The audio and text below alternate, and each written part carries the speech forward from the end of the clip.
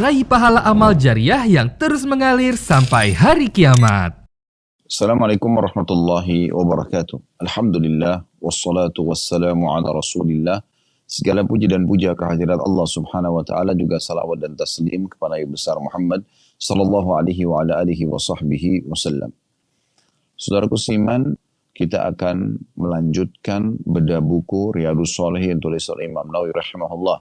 Dan kita insya Allah akan masuk ke salah satu bab yang mulia dalam bab-bab akhlak atau dalam bab akhlak, yaitu bagaimana seseorang bertutur kata yang baik.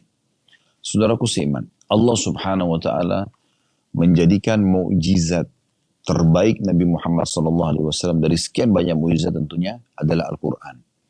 Dan Al-Quran adalah perkataan Allah subhanahu wa ta'ala yang berisikan banyak sekali kebaikan-kebaikan, informasi tentang umat sebelum kita, dan juga baik orang yang selamat di antara mereka ataupun orang yang celaka di antara mereka. Demikian pula apa yang harus kita lakukan di masa kita sekarang, yang kita butuhkan dalam keseharian, dan juga informasi tentang apa yang akan diraih nanti di masa depan, di akhirat sana, surga bagi orang-orang yang patuh dan baik, dan neraka bagi orang-orang yang membangkang dan juga suka bertutur kata yang kasar dan kotor. Saudaraku seiman, Allah subhanahu wa ta'ala memerintahkan setiap muslim agar mereka selalu saja menjaga seluruh sikap mereka. Salah satunya adalah menjaga tutur kata. Bagaimana tutur kata yang santun, yang ramah, yang baik, itu akan sangat berpengaruh kepada pribadi orang itu dan juga berpengaruh pada lawan bicara. Orang-orang akan sangat nyaman berinteraksi dengan siapapun yang selalu bertutur kata yang baik, yang santun, yang ramah. Mungkin seseorang itu diuji oleh Allah subhanahu wa ta'ala memiliki kekurangan paras wajah, postur tubuh. Tapi di saat lisannya selalu bertutur kata yang santun, yang ramah, yang baik, maka Allah akan tanamkan rasa cinta dan juga perhatian khusus dari orang-orang yang ada di sekitarnya. Mungkin juga sebaliknya, ada orang yang sangat tampan, cantik, punya kelebihan paras wajah, dan juga mungkin kelebihan fisik, tapi lisannya tajam, lisannya kasar, suka mencaci maki. Maka sudah cukup Allah subhanahu wa ta'ala membuat orang-orang di sekitarnya merasa tidak nyaman. Tidak usah berbicara, saudaraku seiman, dengan tutur kata yang kasar. Intonasi suara saja di saat seseorang teriak-teriak dengan suara keras sudah cukup membuat orang tidak suka. Oleh karena itu Islam datang memerintahkan seluruh penganutnya, dimulai dari manusia terbaik, utusan Allah subhanahu wa ta'ala Nabi besar Muhammad sallallahu alaihi wa alihi wa sahbihi wasallam, dalam firmannya yang diangkat oleh Imam Nawawi di awal bab kita ini, yaitu waqfid janahaka lil mu'minin. Itu Allah sebutkan di dalam surah Al-Hijr ayat 88, yang artinya, dan berendah hatilah engkau terhadap orang-orang yang beriman. Makna berendah hati di sini adalah merendah, bukan berarti menghinakan diri, tetapi yang dimaksud adalah tawadhu. Bagaimana setiap muslim dan muslimah dianjurkan mengikuti Nabi SAW.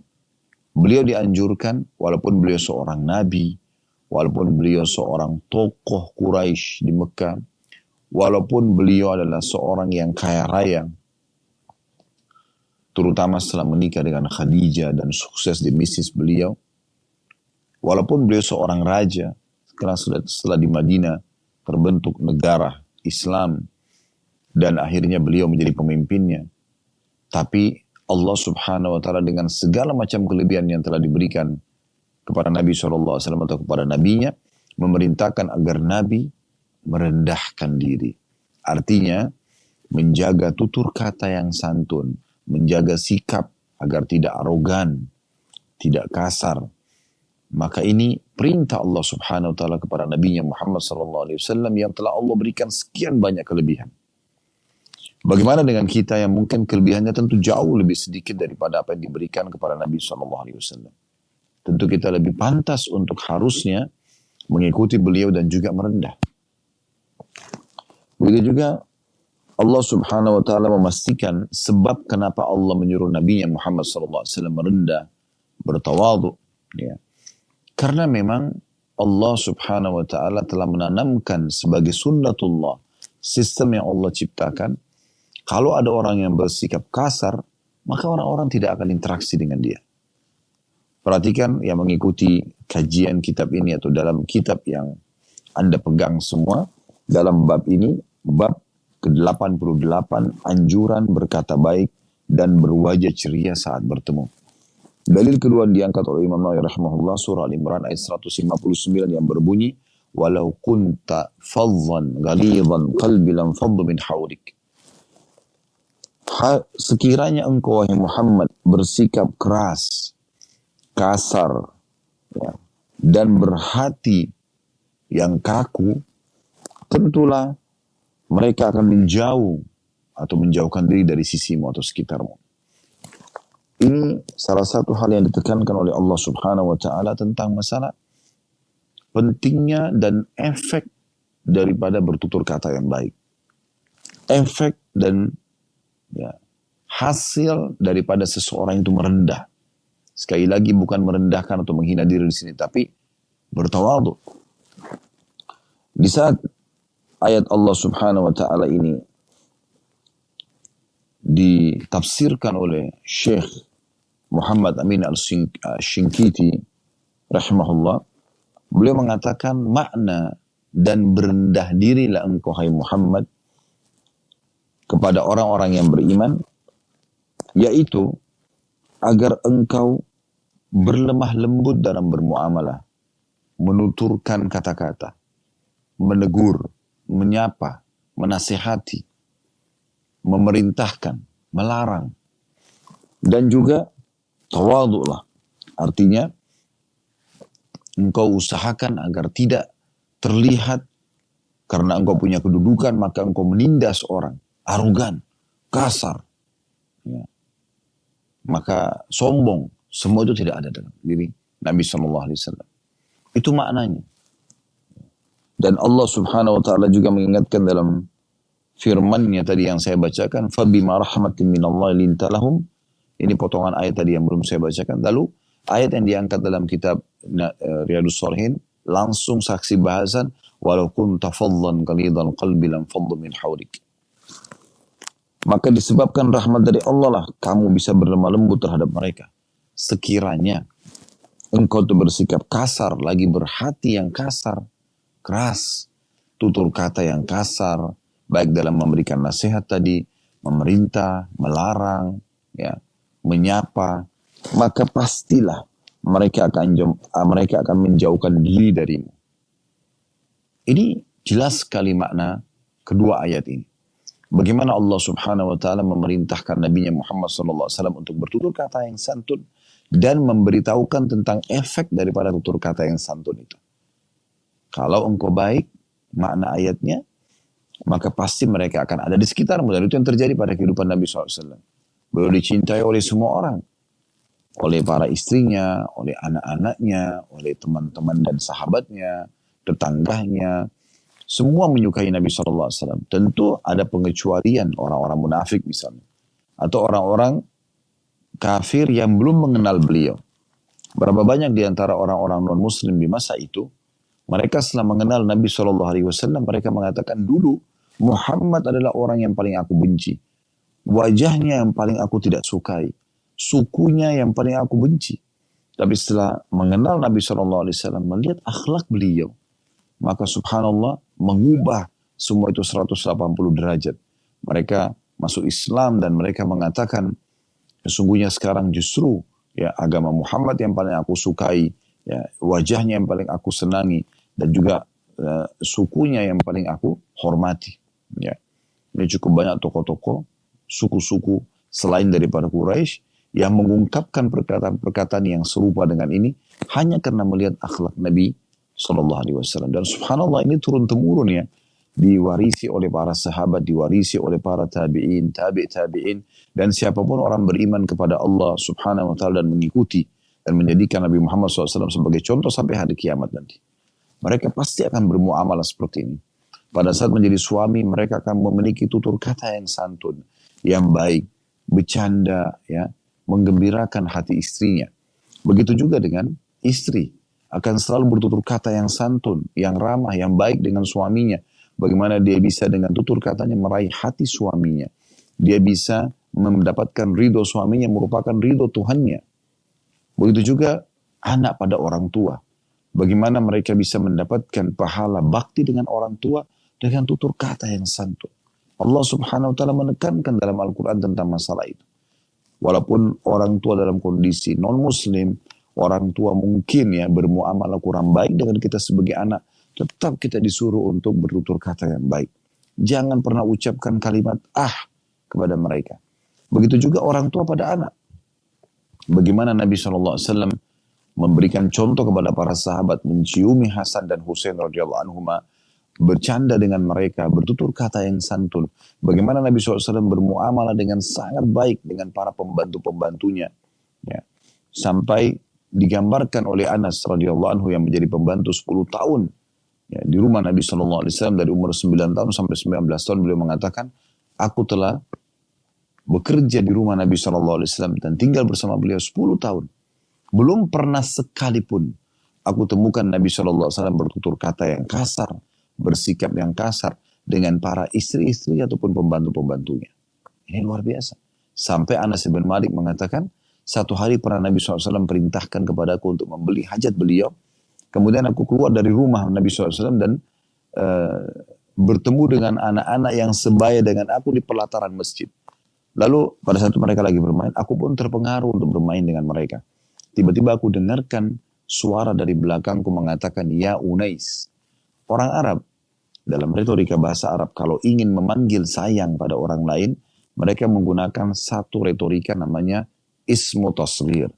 Memperkecil atau memperkecil nama seseorang. Misal contoh, Anas menjadi Unais. Panggilan ini adalah panggilan santun, panggilan sayang.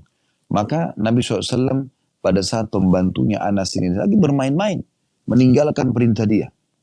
Tapi betul-betul Nabi SAW berikan contoh, beliau mengatakan, wahai Unais, panggilan sayang buat Unais atau buat Anas. Lalu kemudian Anas mengatakan, aku pun balik, aku melihat ternyata dia adalah Nabi SAW. Aku khawatir Nabi marah, tapi Nabi SAW tidak marah. Nabi SAW malah mengatakan, wahai Unais, ya panggilan sayang buat dia, ya selesaikan dulu hajatku. Baru kemudian engkau bermain. Lihat bagaimana tutur kata yang santun ini membuat orang sangat nyaman berada di sekitar kita. Dan sebaliknya yang tadi Allah jelaskan dalam surah Al-Imran 159. Hai Muhammad, kalau engkau kasar, ya baik lisanmu kasar, hatimu keras, misalnya sikap yang arogan, maka pasti tidak akan ada orang yang ada di sekitarmu. Mereka akan pergi semuanya. Tidak ada istri yang betah dengan suami yang kasar, suka mencaci maki, suka menghina, teriak-teriak dalam memerintah, dalam meminta sesuatu, dalam melarang. Begitu juga dengan suami tidak akan betah dengan istri yang kasar lisannya. Anak tidak akan nyaman dekat orang tuanya, walaupun orang tuanya pintu surga buat dia. Yang orang tuanya kasar. Orang tua akan langsung memvonis anaknya durhaka dengan bertutur kata yang kasar. Teman dengan teman, bawahan dengan atasan, semuanya kapan menggunakan kata-kata kasar, maka akan seperti ayat ini. Al-Imran 159, pasti orang-orang tidak akan betah di sekitar kita. Ini poin yang luar biasa yang harus kita perhatikan baik-baik. Baik teman-teman sekalian, kemudian Imam Nawawi rahimahullah mengangkat hadis pertama dalam bab 88 ini. Hadis nomor 698. Berbunyi dari Adi bin Hatim radhiyallahu anhu, beliau berkata, Rasulullah SAW bersabda, ittaqun nara walau bisyikki tamra, faman lam yajid fa bi kalimatin thayyibah. Selamatkan diri kalian dari api neraka, walaupun hanya dengan bersedekah setengah kurma. Dan kalaupun kalian tidak menemukan, tidak mendapatkan setengah kurma itu, maka Paling tidak dia bertutur kata yang baik. Bertutur kata yang lembut, sopan, santun. Biarkan titel Anda sangat tinggi, harta Anda melimpah. Mungkin jabatan Anda pun sangat tinggi. Ya. Semua yang ada di sekitar Anda merasa Anda biasa, teman dia. Merasa nyaman. Tidak ada perasaan ya, merasa kaku misalnya, merasa tidak nyaman. Orang semua merasa nyaman karena ada saatnya keseriusan, ada saatnya bercanda, ada saatnya memberi. Maka semua itu dicontohkan oleh Nabi SAW. Hadits pertama dalam bab ini mulia sekali. Bagaimana potongan hadits yang sangat pendek tapi luar biasa maknanya. Ada dua faedah dari hadits ini. Yang pertama adalah perintah dari Nabi SAW untuk menyelamatkan diri dari api neraka dengan bersedekah.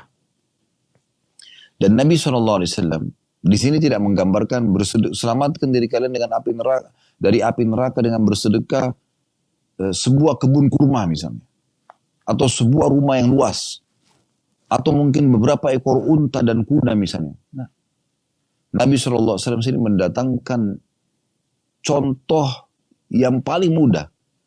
Orang miskin pun bisa bersedekah dengan apa yang Nabi SAW sebutkan. Yaitu setengah kurma. Maknanya, kalau Anda punya sebutir kurma saja, jangan makan sendirian. Bagi dua, sedekahkan kepada orang lain. Kurma, saudaraku seiman, biasanya orang beli, ya, kalau dibeli ya, itu biasanya setengah kilo, 1 kilo. Tidak ada penjual kurma mungkin yang menjual kurma per butir. Ya, begitu juga Anda tidak mungkin membeli 1 butir. Karena memang kurma murah. Ya, karena jenisnya banyak. Tentu ada jenis kurma yang mahal. Tapi kita bicara umumnya. Kurma itu, kalau 1 butir Anda datang mau beli ke sebuah toko, mungkin pemilik toko akan memberikan Anda cuma-cuma. Karena mudahnya. Maka Nabi SAW mengatakan, selamatkan diri kalian dari api neraka. Dengan sedekah. Dan sedekah ini dengan sesuatu yang paling gampang. Kalau kita misalnya Anda mengatakan kita kan tidak punya kurma Ustaz. Atau di Indonesia misalnya jarang ada kurma. Walaupun sekarang banyak ya. Melimpah Masya Allah. Mungkin ada sebagian wilayah terpencil misalnya. Di pedalaman Irian, di pedalaman Kalimantan. Misalnya cukup jauh. Atau di wilayah manapun misalnya di Indonesia, di Sulawesi, di Sumatera. Misal di Jawa ada tempat terpencil yang pedalaman mungkin tidak sampai padanya kurma. Oke. Apa yang Anda punya di sana? Buah-buahan misalnya. Mungkin ya. Seperti jambu misalnya. Biasanya jambu juga orang jual per kilo ya. Anda cuma mampu punya jambu. Jambu air kah, jambu biji kah, atau jambu apa. Contoh saja misal. Maka tetap jangan makan sendirian. Bagi dua. Mungkin di wilayah Anda jagung misalnya ada, mudah didapat, misal contoh. Atau apa saja.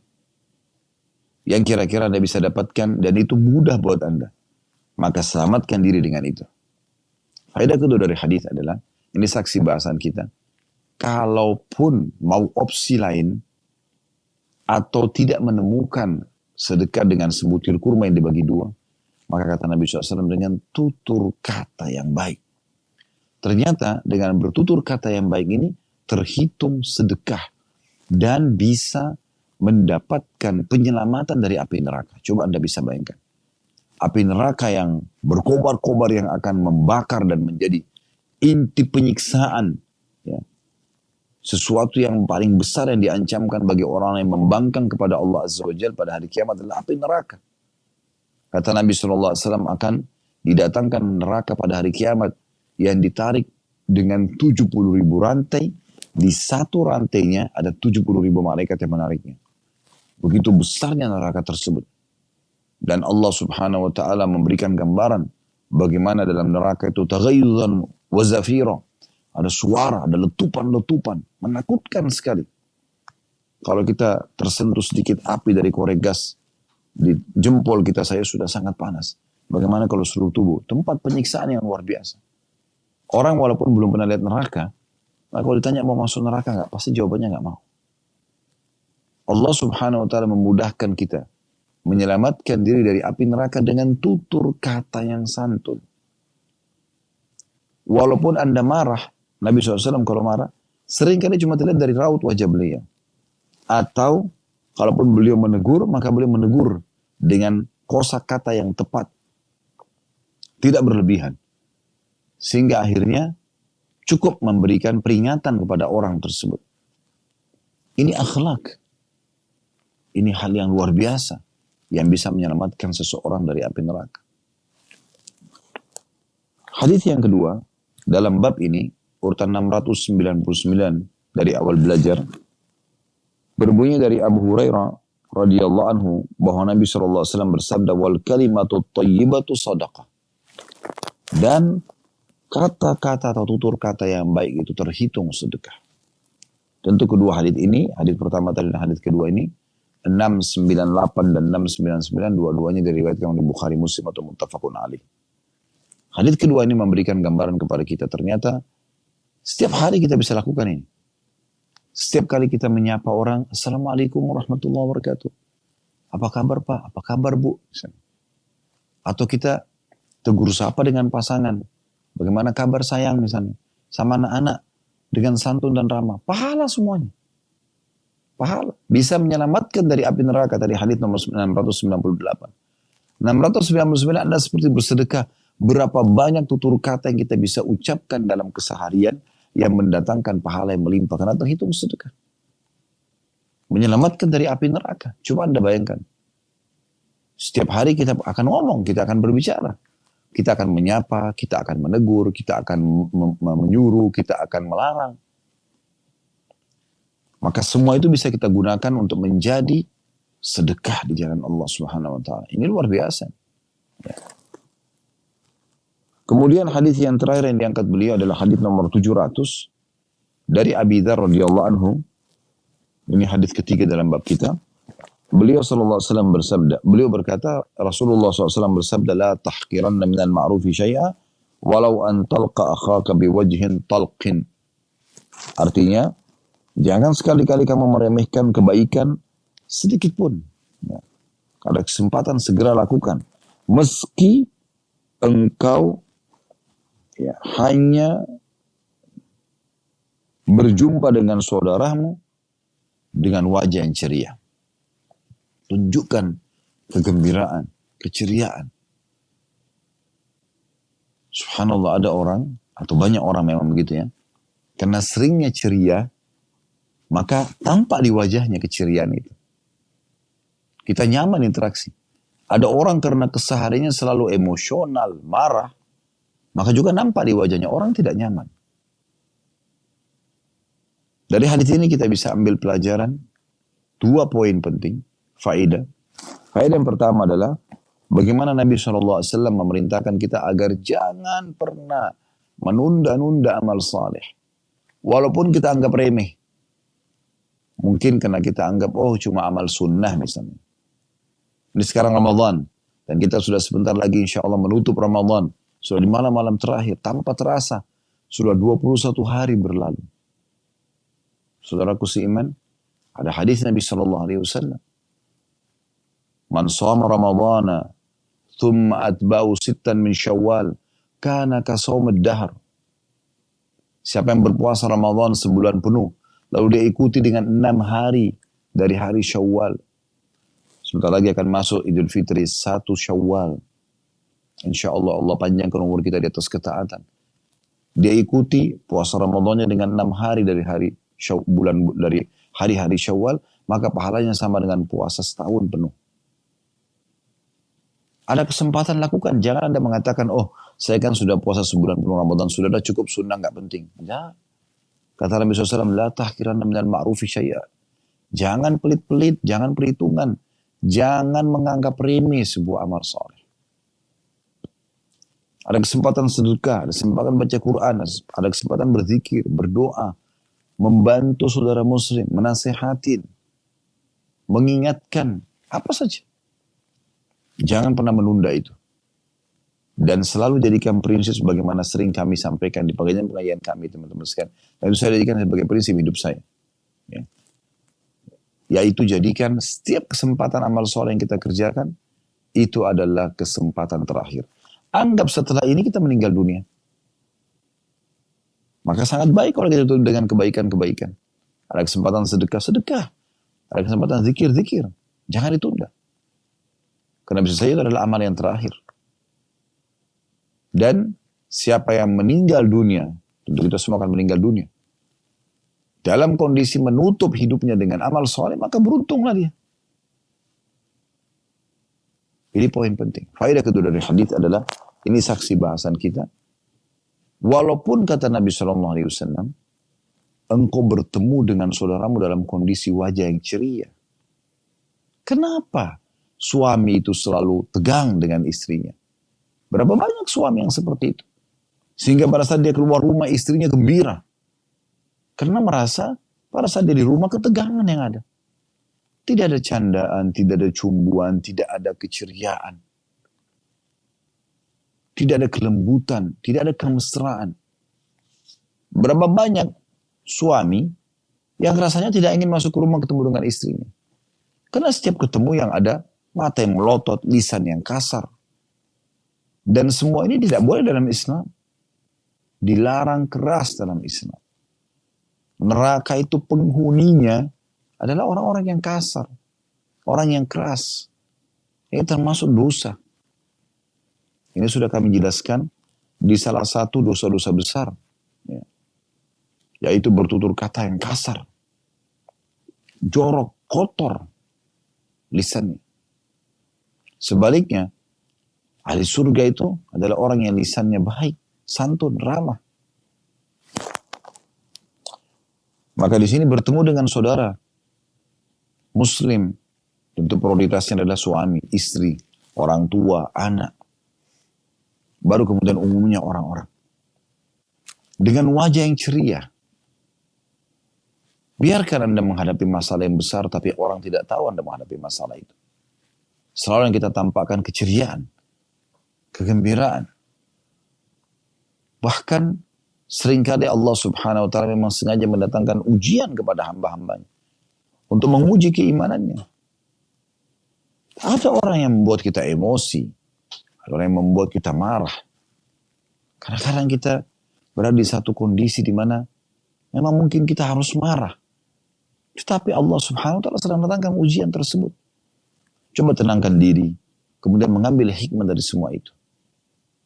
Tetap merespon dengan wajah yang baik, tutur kata yang santun, teguran pun yang tepat sasaran.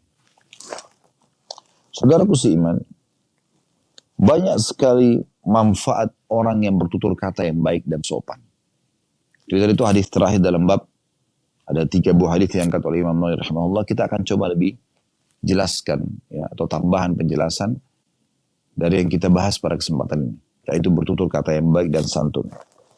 Kalau Anda bertutur kata baik dan santun, Anda akan mendapatkan yang pertama sekali adalah Anda akan mendapatkan pengampunan dosa dan juga penyebab masuk ke dalam surga.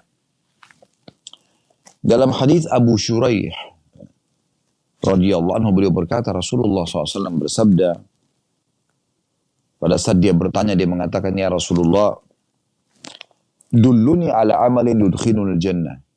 Wahai utusan Allah, tunjukkan padaku amalan yang dengan amalan itu aku bisa masuk ke dalam surga. Sahabat ini Abu Shuraih orang yang sangat cerdas. Dia bertanya agar selama dia hidup sebelum ajal datang, semua amalannya bisa membawa dia ke dalam surga. Tunjukkan aku ya Rasulullah. Maka Nabi SAW bersabda, Inna min mujibatil magfirah badlus salam wa husnul kalam. Ini indah sekali perkataan Nabi SAW. Beliau mengatakan, di antara sebab seseorang mendapatkan pengampunan dari Allah Subhanahu wa ta'ala adalah menyebarkan salam dan, ini saksi bahasan kita, bertutur kata yang baik dan santun. Jadi ternyata subhanallah, bukan hanya seperti tadi yang kita jelaskan dari kitabnya Riyadhus Shalihin ini, kalau ternyata dia akan mengampuni dosa,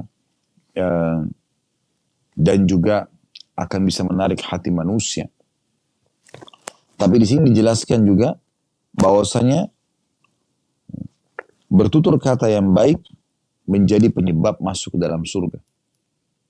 Karena tadi Abu Shuraih bertanya mengatakan, ya Rasulullah, tunjukkanlah aku amalan yang bisa masukkan aku dalam surga. Nabi SAW di sini tidak membahas tentang masalah sholat, karena orang sudah tahu semuanya sholat itu. Tapi Nabi SAW sedang menyinggung sikap dan bermuamalah seseorang muslim kepada manusia. Muslim atau orang non-muslim tentunya. Bagaimana mereka bisa meraih pahala yang sangat besar dari orang-orang di sekitarnya dengan muamalah yang baik. Dengan tutur kata yang santun. Perhatikan sekali lagi kata Nabi SAW, di antara sebab yang pasti mendatangkan pengampunan adalah menyebarkan salam. Dan ya, husnul kalam, perkataan yang baik dan santun. Juga dalam hadis lain yang menjelaskan bahwasanya perkataan yang santun bisa membawa ke dalam surga, selain hadis Abu Shuraih tadi radhiyallahu anhu,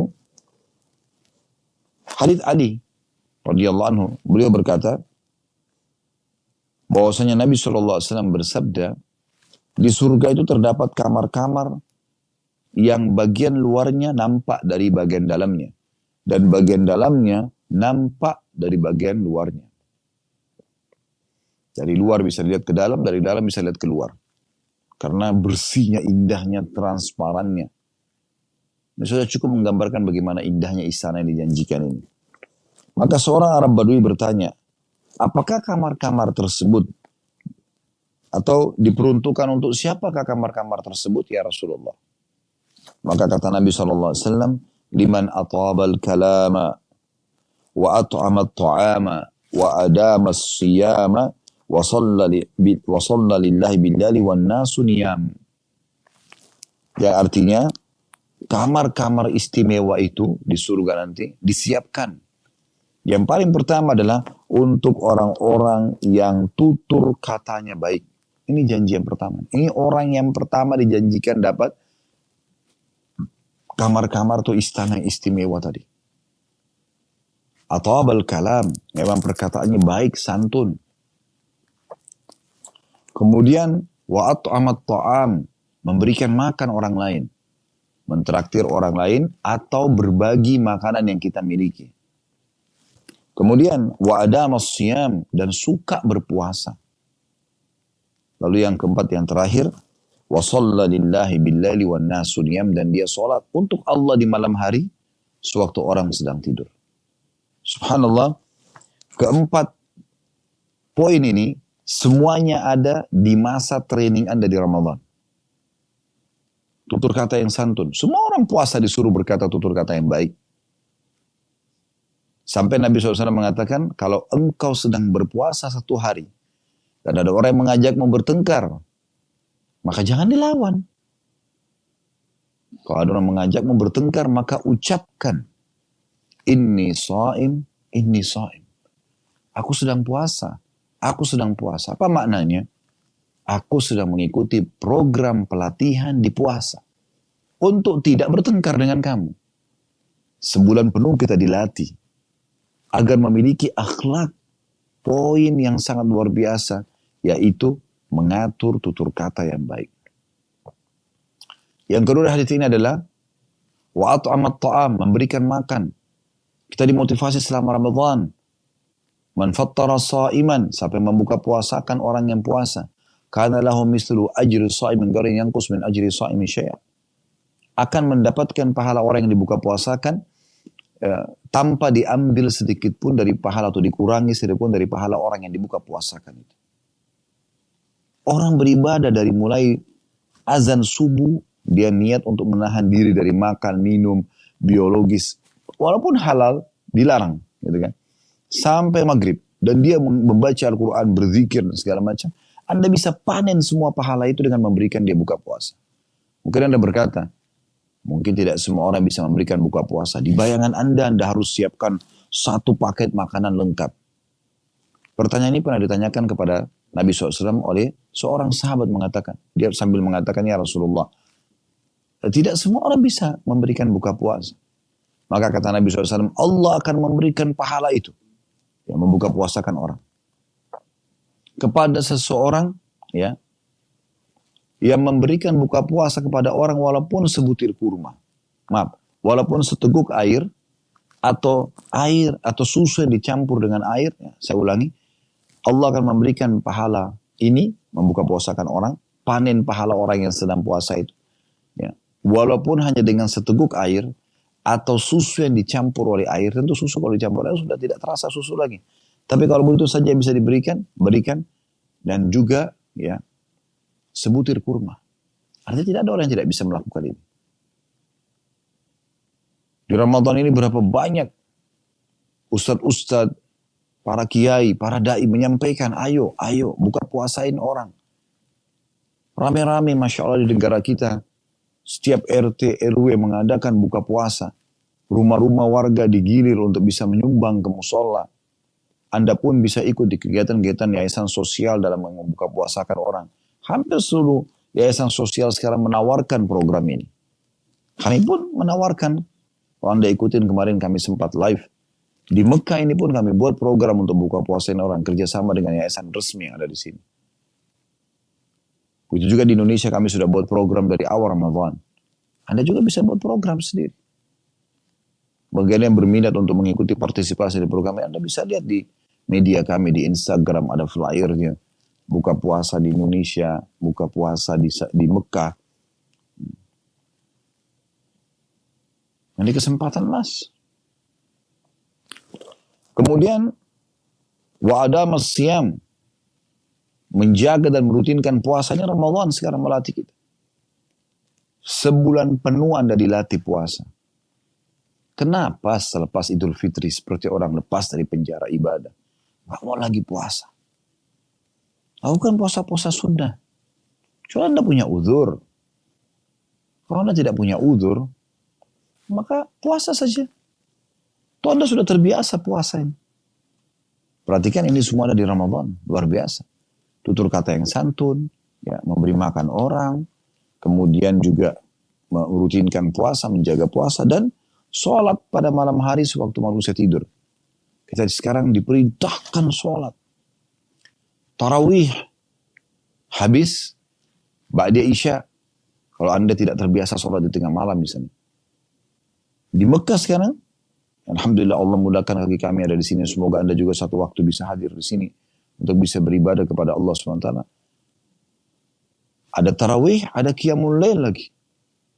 Semalam setelah pandemi cuma dikerjakan tarawihnya 10 rakaat, witirnya dihilangkan dulu, bukan dihilangkan, ditunda. Ya, selesai sekitar setengah 11 malam, jam 11 malam, karena di sini sekitar setengah 9 azan Isya.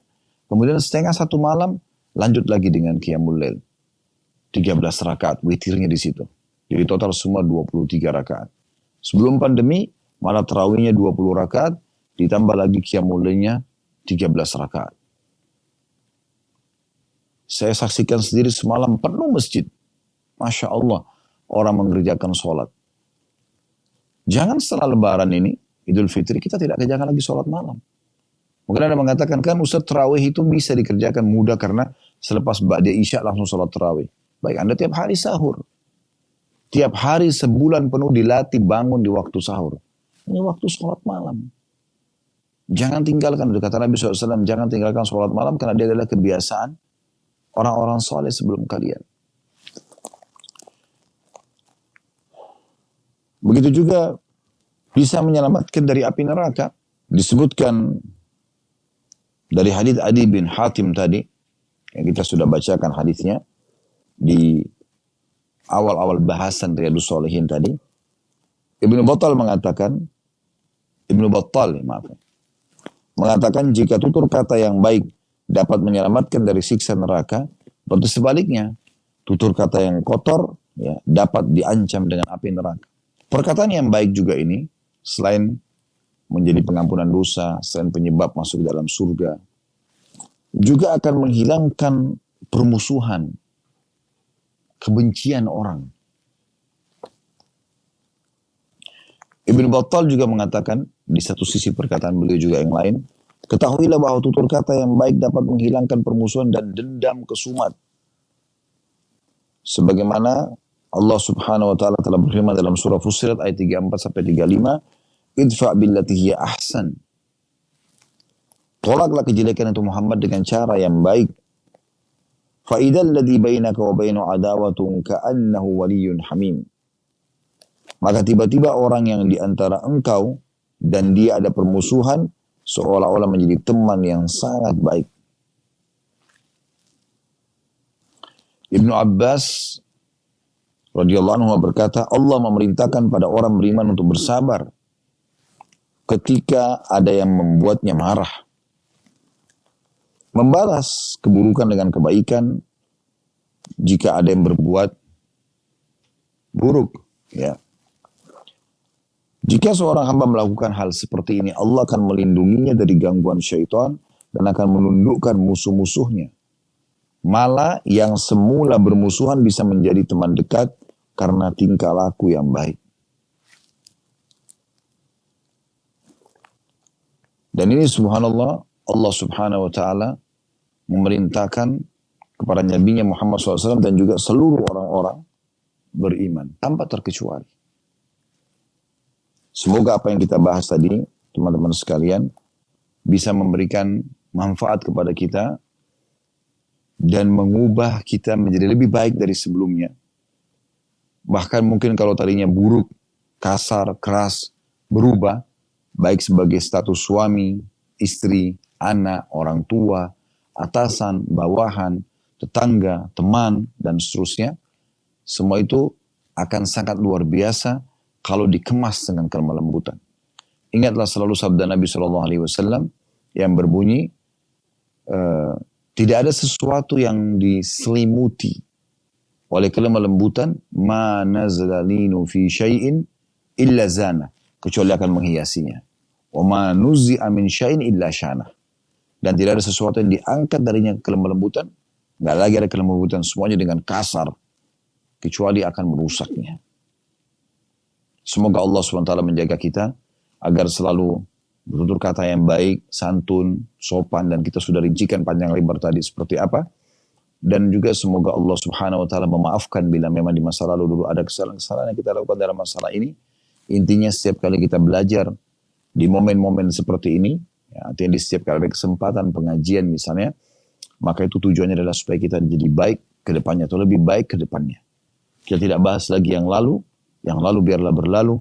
Kalau baik, alhamdulillah sekarang kita pertahankan, kita lebih lakukan yang lebih baik lagi. Atau kalau yang lalu buruk, maka kita sekarang berubah menjadi baik dengan izin Allah Subhanahu wa taala tentunya. Kalau ada benar teman-teman sekalian dari Allah Subhanahu wa taala, kalau ada salah dari saya mohon dimaafkan. Subhanakallahumma bihamdika asyhadu an la ilaha illa anta astaghfiruka wa atubu ilaik. Wassalamualaikum warahmatullahi wabarakatuh.